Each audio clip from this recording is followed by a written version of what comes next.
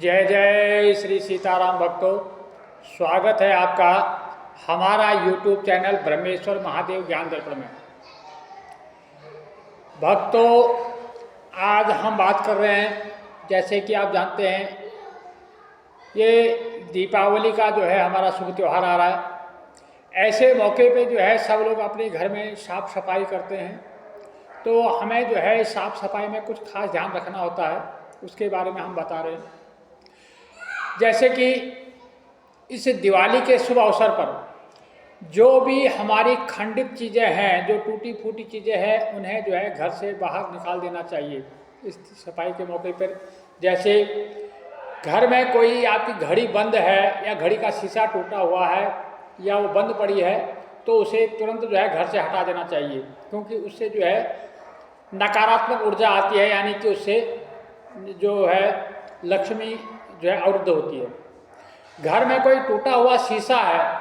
उसे तुरंत घर से हटा दें। कोई टूटा फूटा सामान जो भी है घर में, उसको तुरंत जो है घर से हटा देना चाहिए। यदि कोई दर्पण शीशा जैसे टूटा हुआ है, ना तो उस पर जो है आदमी को अपना चेहरा देखना चाहिए, ना ही उसको घर के अंदर रखना चाहिए। कोई फटी पुरानी कोई चादर है या कोई ऐसी चीज़ है, तो उसको जो है घर से बाहर हटा देना चाहिए, उसको जो है घर में नहीं रखना चाहिए। ऐसा जो है करने से घर में जो है सकारात्मक ऊर्जा का वास होता है और उससे जो है निगेटिविटी दूर होती है।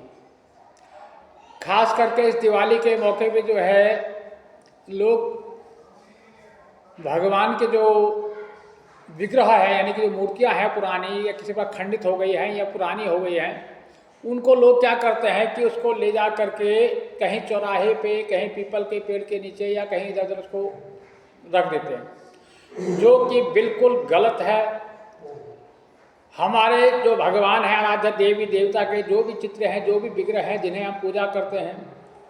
उनको जो है इस तरह से बाहर कहीं चौराहे पे या कहीं इस जगह से नहीं फेंकना चाहिए। बल्कि यदि कोई मिट्टी की मूर्ति है तो उसको किसी फूल के गमले में उसको दबा दें, तो ताकि मिट्टी में विलय हो जाए। और यदि किसी धातु की है तो उसको किसी साफ सुथरे कपड़े में लपेट करके रख दें, और जब भी आप गंगा जमुना या किसी पवित्र तीर्थ में जाएं तो वहाँ उनको जो है प्रवाहित कर दें, या उस नदी के किनारे थोड़ा सा रेत को खोद करके उसको ज़मीन में उसको गाड़ दें, ताकि आगे कभी बाढ़ आए तो बह करके साथ में चले जाए। क्योंकि जो लोग ऐसे हैं, हमारे देवी देवता के जो विग्रह हैं, जो चित्र हैं, जो फोटो हैं, उनको पीपल के पेड़ के नीचे या किसी चौराहे के पास में रख देते हैं, उससे क्या होता है कि हमारे जो बुद्धि भ्रष्ट होती है और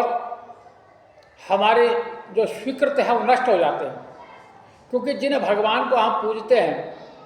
जिन आराध्य देव की हम पूजा प्रतिष्ठा करते हैं, उनको हम इस तरह से जो है कहीं चौराहे पे या कहीं जगह कहीं पीपल के नीचे जो है लावारिस छोड़ देते हैं, जो कि सरासर गलत है। ऐसा नहीं करना चाहिए। और कुछ लोग क्या करते हैं कि जब चांदी या कोई धातु की जो मूर्ति है या कोई सिक्का है, उसको क्या करते हैं कि गला करके उसको बड़ा बनवा देते हैं, या किसी सुनार को दे करके उसके बदले में ले लेते हैं, ताकि बाकर उसको गलवा देते हैं, जो ये भी गलत है। क्योंकि जिन भगवान की आप पूजा अर्चना करते हैं, उस चांदी के विग्रह को, चांदी की मूर्ति को हम गला करके यदि दूसरी मूर्ति बनाते हैं, तो ये जो है हमारे स्वीकृत को नष्ट करने के लिए, इससे जो हमारे स्वीकृत नष्ट होते हैं, हमारे पुण्य का जो है अस्त होते हैं और पाप उदय होते हैं। इसलिए इस साफ सफाई पर खास कर ध्यान रखें। यदि कोई जैसे शादी का कार्ड है, उसमें गणेश लक्ष्मी का जैसे बना होता है, वैसे तो मैं तो सबसे ये प्रार्थना करूँगा कि जैसे शादी का कार्ड है या कोई भी कार्ड है या कोई जैसे सामान बेचने के लिए है, उसमें भगवान के नाम का उपयोग ना करें। यदि भगवान का नाम उसके साथ जुड़ा हुआ है तो उसे जो है सुरक्षित कहीं रख लें, किसी गंगा जमुना या पवित्र स्थान पर उसको जाकर विसर्जित करें। उसको जो है ऐसे नाली में, गली में ऐसे ना छोड़ें, उससे जो है पैरों में आता है। उससे क्या होता है कि हमारे स्वीकृत नष्ट होते हैं, हमारे पुण्य नष्ट होते हैं।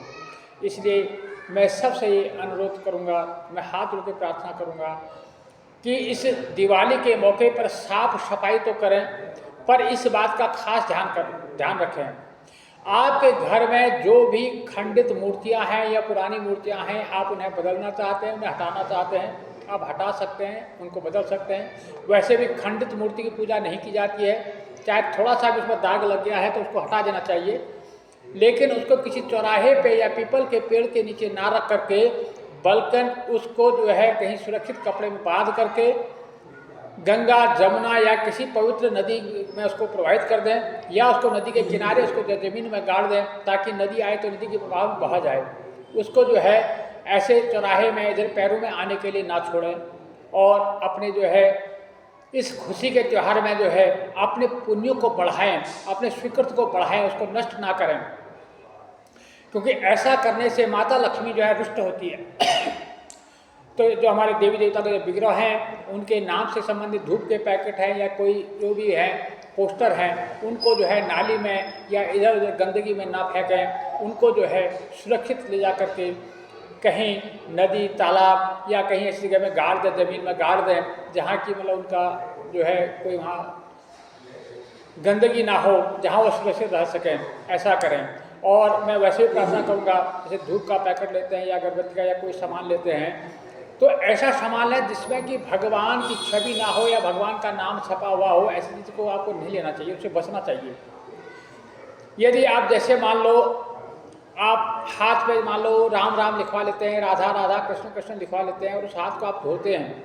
तो उस हाथ से धोते हैं तो जो राम नाम लिखा हुआ हाथ धोया तो उस रामृत हो गया, और उस रामृत को आप नाली में बहाते हैं, तो ये जो है बहुत बड़ा पाप का कारण बनता है। इसलिए इस बात का खास ध्यान रखें। जो भी हमारे सनातन प्रेमी अपने भक्ति के मार्ग में जो आस्था रखते हैं, अपने जो